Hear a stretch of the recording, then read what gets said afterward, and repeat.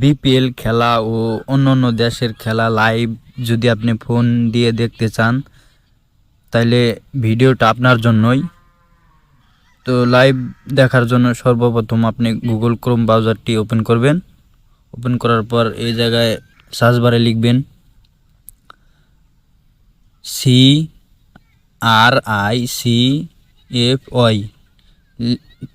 TV লিখে search করবেন।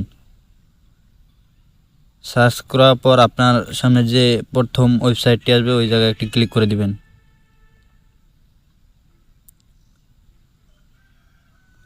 এই জায়গাটি ক্লিক করে দেওয়ার পর স্ক্রল ডাউন করে নিচের দিকে আসবেন। একটু নিচের দিকে আসার পর ডাউনলোড নেওয়া এই অপশনটিতে 3-4 বার ক্লিক করবেন।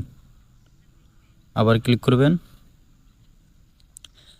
তো আপনাদের সামনে অ্যাড আসতে পারে, অ্যাডটি ক্লোজ করে দিবেন। আবার ডাউনলোড নাও এই অপশনটিতে ক্লিক করে দিয়ে ডাউনলোড হয়ে গেলে ইনস্টল করে নেবেন অ্যাপসটি। ওপেন করবেন। ওপেন করার পর